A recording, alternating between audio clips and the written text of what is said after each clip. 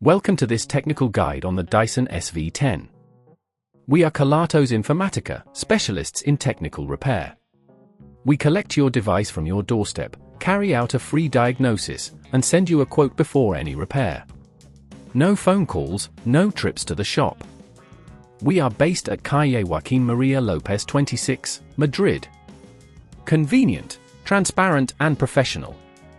Link in the description. If your Dyson SV10 isn't lasting more than 5 minutes, you're not alone. This is a common issue that can be caused by a failing battery or a clogged filter.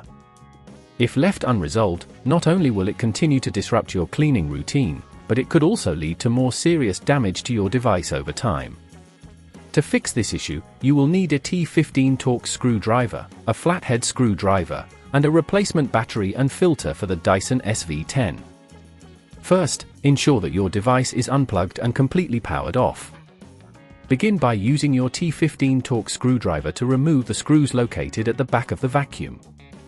Be gentle while doing this to avoid stripping the screws. Once the screws are out, carefully lift the back cover off the device.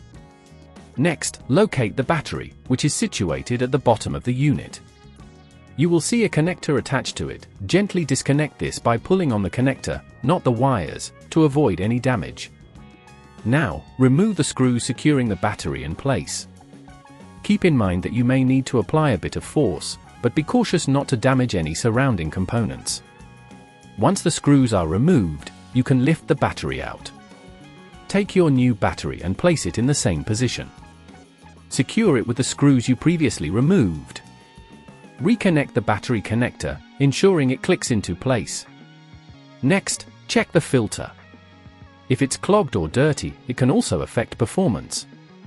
Remove the filter by twisting it counterclockwise and pulling it out. Clean it thoroughly or replace it with a new one if necessary. After replacing the filter, reassemble the back cover of the device by aligning it and securing it with the screws. Make sure everything is tight and properly fitted. If at this point you feel it's getting too tricky, remember that at Kelatos we collect your device from your door and return it fully repaired. Finally, plug your Dyson SV10 back in and turn it on to ensure everything is working correctly. To prevent this issue from recurring, make sure to regularly clean the filter every month, and consider replacing the battery every couple of years as part of routine maintenance. If you'd rather not risk damaging your device, at Kelatos we collect, repair and deliver back to your door anywhere in the UK. Link in the description.